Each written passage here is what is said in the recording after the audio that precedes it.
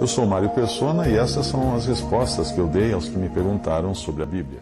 Você perguntou se não existe dízimo, o dízimo, na doutrina dos apóstolos. Não existe. Você não vai encontrar o dízimo na doutrina dos apóstolos que está nas epístolas, exceto por alguma citação que algum deles tenha feito com referência ao Antigo Testamento e à lei. Você também não encontrará muitas outras coisas, como igrejas denominadas, tipo igreja A, igreja B, igreja C, a não ser, no caso das igrejas que eram identificadas pela cidade onde estavam, mas era a mesma igreja, apenas a localização que era diferenciada uma das outras, né? A igreja que está em Corinto, a igreja que está em Éfeso, é a igreja que está, não a igreja de, ou a igreja corintiana ou efesiana, não. Você não vai encontrar também na doutrina dos apóstolos templos, edificações, como chamadas de templos, não existem. Existia o templo de Jerusalém, foi destruído no ano 70, mas era o templo dos judeus, do judaísmo, e cristianismo não é judaísmo, não é? Você não vai encontrar pastores dirigindo congregações, pastores ou padres à frente de uma congregação. Você não vai encontrar na doutrina dos apóstolos mulheres falando nas reuniões da igreja. Você também não vai encontrar altares, música instrumental na adoração, corais, homílias, aquele papelzinho já com todo o programa do que vai ser falado numa reunião. Você não vai encontrar danças, não vai encontrar ensaios de uma reunião. Não existe também dias santos ali na doutrina dos apóstolos. Escolas de teologia, faculdade de teologia também não tem. Clero não tem, um clero distinto de leigos não tem. Roupas especiais para clérigos, você não vai encontrar aquele colarinho branco, não existe isso na doutrina dos apóstolos. Cadeiras diferentes para certas pessoas do clero, as cadeiras mais altas, grandes na frente, não tem isso também. Títulos honoríficos, tipo presidente disso, diretor daquilo, etc., você não vai encontrar na doutrina dos apóstolos. Enfim, na doutrina dos apóstolos, os cristãos não constroem templos, não trazem outro nome que diferencie uns dos outros, além do nome de Cristo. Não se fazem membros de alguma instituição religiosa, porque se eles são cristãos, eles já são membros do corpo de Cristo, não precisa fazer membro de outra coisa.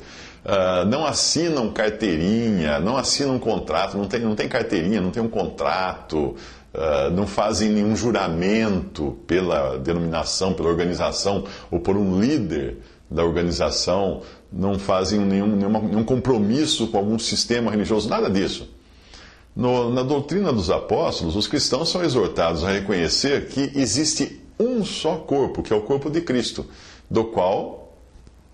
ao qual são membros todos os salvos. Ninguém é membro de uma igreja, de uma denominação. Somos membros do corpo de Cristo. E isso vale para todos. Até para aqueles que se fazem membros de igrejas que homens inventaram. Mas eles são membros do corpo de Cristo se eles creram em Cristo em algum dia. É Cristo quem acrescenta as pessoas à igreja. Não são pessoas que se acrescentam à igreja. Ele acrescenta as pessoas à igreja. Quando uma pessoa se converte, o Espírito Santo vem morar nela. Você também vai encontrar pessoas na doutrina dos apóstolos que estão dando um testemunho prático de que há um só corpo, quando elas se congregam ao nome do Senhor Jesus para comunhão, aprendizado da doutrina dos apóstolos, para celebrar a ceia do Senhor, a mesa do Senhor e para oração. Então essas coisas você encontra, sim, na doutrina dos apóstolos.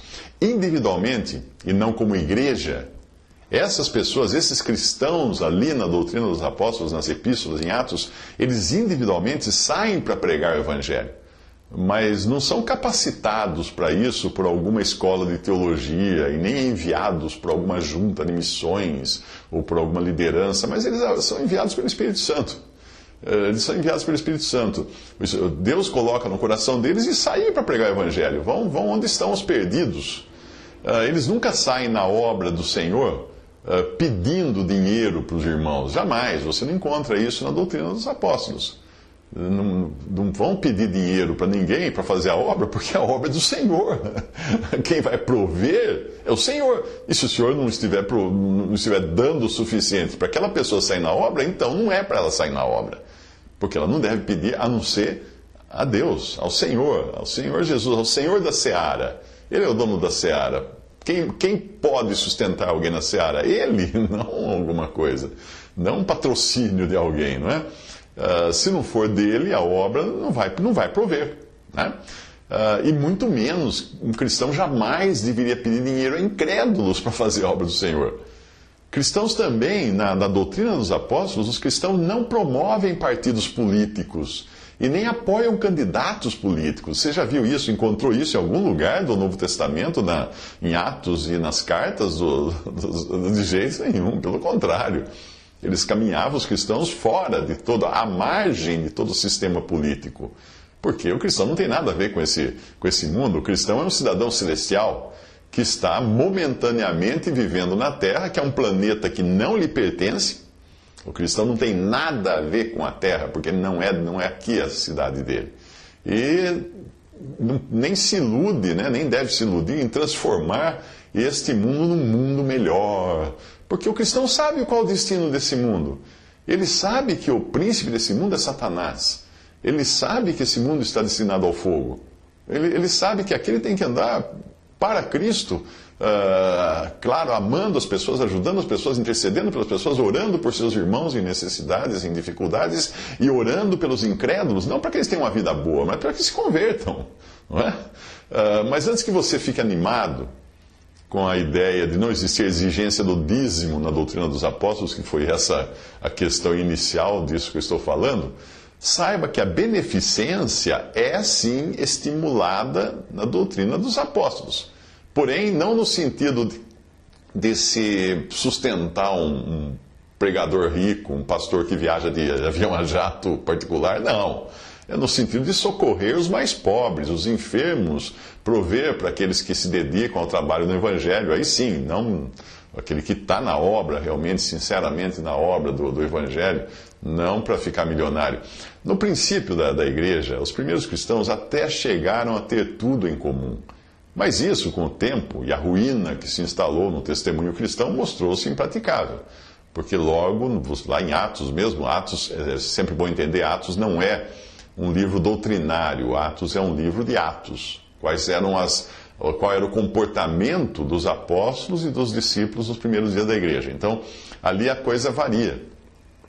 A coisa vai variando. Eles começam primeiro vivendo, tendo tudo junto, todo mundo junto, as mesmas coisas em comum, e logo tem uns reclamando dos outros que não estavam recebendo a parte que era devida, suas viúvas não recebiam e coisas assim. Então logo se mostrou impraticável, porque o homem não é comunista, o homem não é socialista. Esqueça essa ideia. Esqueça, eu quando jovem fui até tentar morar em comunidade, né? Aquelas comunidades, vamos ter tudo em comum. Não funciona, não funciona. E o cristão, obviamente, ele deve entender que tudo que ele tem pertence ao Pai. Ele é um mordomo, então ele vai praticar essa mordomia detectando onde existem as necessidades, seja de irmãos passando necessidade, seja de irmãos na obra do Evangelho, na obra do Senhor, onde quer que ele achar, ele vai então usar dessa mordomia. Então os cristãos são sim exortados nas epístolas a não se esquecerem da beneficência e comunicação, porque com tais sacrifícios Deus se agrada, fala em Hebreus 13:16.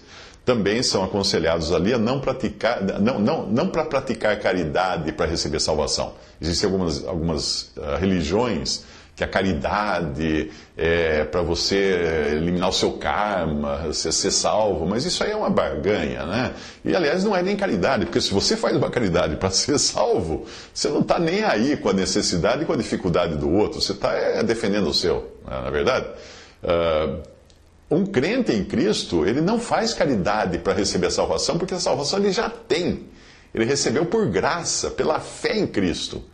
Mas ele então vai fazer caridade simplesmente porque o que Deus lhe dá ao cristão, ele não deve considerar como sendo seu, de si mesmo, mas ele deve entender que ele é apenas despenseiro, ele é um administrador.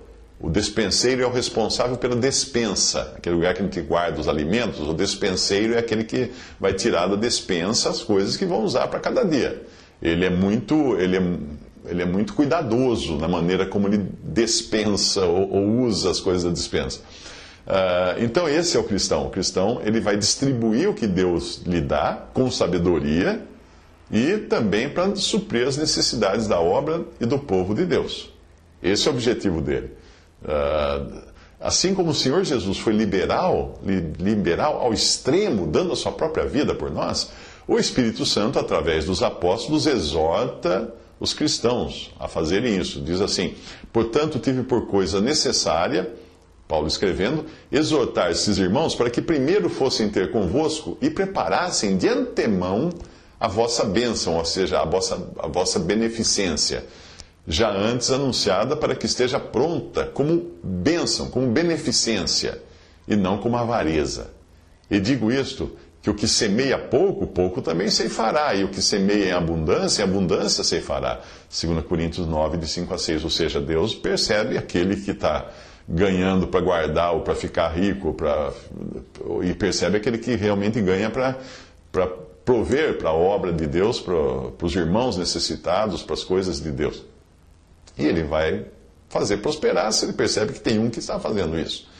Ao contrário da lei, quando o israelita era obrigado a dar uma porcentagem fixa do que ele ganhava, o cristão é diferente. Para ele é dito que cada um contribua segundo propôs no seu coração, não com tristeza ou por necessidade, porque Deus ama ao que dá com alegria.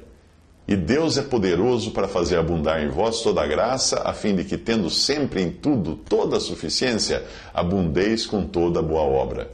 Conforme está escrito, espalhou, deu aos pobres, a sua justiça permanece para sempre. 2 Coríntios 9, de 7 a 9, leia lá na sua Bíblia, e você vai ver que não tem nada a ver. Às vezes eu recebo e-mails de pessoas dizendo que estão devendo para todo mundo, e está dando dízimo para a igreja. Mas que dízimo é esse? Dízimo emprestado, então? Então é dízimo de dívida? Pagando juro para dar o dízimo? O que é isso? Não é assim que funciona. Deus não vai fazer você tirar do que não tem, mas você vai tirar do que você tem para prover, não para sustentar algum malandro que se diz pastor e pede dinheiro para manter a sua vida de marajá, não. Mas justamente para aquelas coisas que são necessárias na obra do Senhor, nas necessidades do povo de Deus. Para isso. Deus promete a manutenção das necessidades do crente. Deus promete como abrigo e sustento. Não como no Antigo Testamento, quando era prometida prosperidade e até mesmo riquezas, porque eles eram um povo para a terra, feitos para a terra, para morar na terra, para serem prósperos na terra, para terem saúde na terra. A igreja não. Ao contrário do que pregam os teólogos da prosperidade aí no rádio e na TV, Deus pode prover mais que o necessário, porém apenas para o crente poder ser mais liberal na obra do Senhor, e não para enriquecer. A palavra de Deus, em muitas passagens, mostra a loucura que é querer ficar rico. Veja bem, tendo, porém, sustento e com que nos cobrirmos, estejamos com isso contentes, não revoltados, como um pregador fala aí na televisão, que você tem que estar revoltado porque você não tem carro novo, carro importado, mansão. Não. Tendo, porém, sustento e com que nos cobrirmos, estejamos com isso contentes. Mas os que querem ser ricos caem em tentação e em laço, e em muitas concupiscências loucas e nocivas que submergem os homens na perdição e ruína. Porque o amor ao dinheiro não é o dinheiro, é o amor ao dinheiro é a raiz de toda espécie de males. E nessa cobiça, alguns se desviaram da fé e se traspassaram a si mesmos com muitas dores. 1 Timóteo 6, de 8 a 10. Uma outra passagem é essa que o Senhor Jesus contando a história do homem rico. Ele fala: mas Deus lhe disse, louco, esta noite te pedirão a tua alma, e o que tens preparado para quem será? Assim é aquele que para si ajunta tesouros, para si, e não é rico para com Deus. Lucas 12, de 20 a 21. Deu para você perceber que esses pregadores da prosperidade transformam os seus seguidores em loucos? Porque o Senhor Jesus falou assim, louco, para aquele homem que queria destruir seus celeiros, fazer outros maiores, para ficar cada vez mais rico e achar que nisso estaria a sua segurança. Louco! Então esses pregadores da prosperidade transformam os seguidores em loucos, para que caiam em laço, para que caiam em perdição, para que caiam em ruína, para que se desviem da fé e se traspassem com muitas dores. É tudo isso que fala a passagem que eu li. Toda a provisão do crente vem de Deus, Ora, aquele que dá a semente ao que semeia, também vos dê pão para comer, e multiplique a vossa sementeira e aumente os frutos da vossa justiça. Mas essa provisão que vem de Deus vem com um propósito muito definido. Veja qual: para que em tudo enriqueçais para toda a beneficência. Enriquecer para a beneficência. Enriquecer para ajudar, para prover para os outros e para a obra de Deus.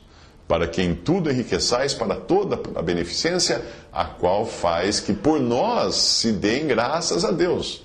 Porque a administração desse serviço, ou seja, fazer essas coisas, não só supre as necessidades dos santos, mas também é abundante em muitas graças que se dão a Deus, visto como na prova dessa administração glorificam a Deus pela submissão que confessais quanto ao Evangelho de Cristo e pela liberalidade de vossos dons para com eles e para com todos. 2 Coríntios 9, de 10 a 13. Que coisa maravilhosa! Quando você usa dos meios que você tem para a glória de Deus, Deus é glorificado nisso, porque muitas pessoas vão agradecer a Deus. Você ajuda aquele irmão passando necessidade, ele agradece a Deus, sobe gratidão a Deus. Você ajuda o irmão que está na obra do Senhor, levando o Evangelho para os incrédulos, ele agradece a Deus, porque veio de Deus, ele apenas usou você de instrumento, e você então está ajudando a levar mais glória para Deus, não para si mesmo. Portanto, Deus provê para sermos provedores. Deus provê para sermos provedores daqueles que têm necessidades e também daqueles que trabalham na obra do Evangelho sem pedir nada a ninguém. Fuja desses que vêm pedir dinheiro. Fala assim: irmão, eu estou precisando viajar para a China para levar o Evangelho. Diga para ele: então vá, boa viagem. Você não está na obra do Senhor? É o Senhor que sustente você. Você não tem que pedir para mim, peça para Ele. Se Ele moveu meu coração, aí sim. O fato de não pedir para alguém, um irmão que está na obra do Senhor, não significa que ele não necessita. Ele necessita, mesmo não, sem pedir. Muitas vezes necessitam, mas são exercitados a depender só do Senhor. E aí o Senhor vai mover corações de indivíduos e de assembleias para proverem o necessário para que o Evangelho seja levado e o ministério da palavra também seja levado. Sempre que um cristão ajuda alguém nas suas necessidades, tanto para suprir na sua pobreza, como para que o Evangelho continue sendo pregado, ele está produzindo graças a Deus. Muitas graças que se dão a Deus, como fala a passagem também da carta. Este é o final da história. Não enriquecimento, mas a glória de Deus. É esse o objetivo dos bens materiais nas mãos de um cristão nesse mundo, a glória de Deus. Não a sua própria glória. Portanto, se você pensou em congregar ao nome do Senhor somente fora das denominações, dos sistemas religiosos, isento de dízimos, se for assim vai sair mais barato para você, é melhor você pensar de novo.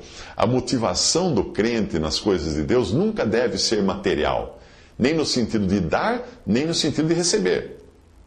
Eu nem preciso dizer que aquela história de campanha, voto, promessa e tantas coisas que hoje são praticadas na cristandade não passam de mesquinharia, de barganha, de gente querendo fazer barganha com Deus para de alguma maneira enriquecerem. Não é assim que funciona a coisa. Você deve sim trabalhar, porque o sustento vem do trabalho, não vem da loteria esportiva, o sustento vem do trabalho, e trabalhando com as próprias mãos, você ter o suficiente para si mesmo, e Deus vai prover isso, e também para ajudar aqueles que não têm, que Deus vai prover para eles isso. É assim que funciona. Visite respondi.com.br. Visite 3minutos.net.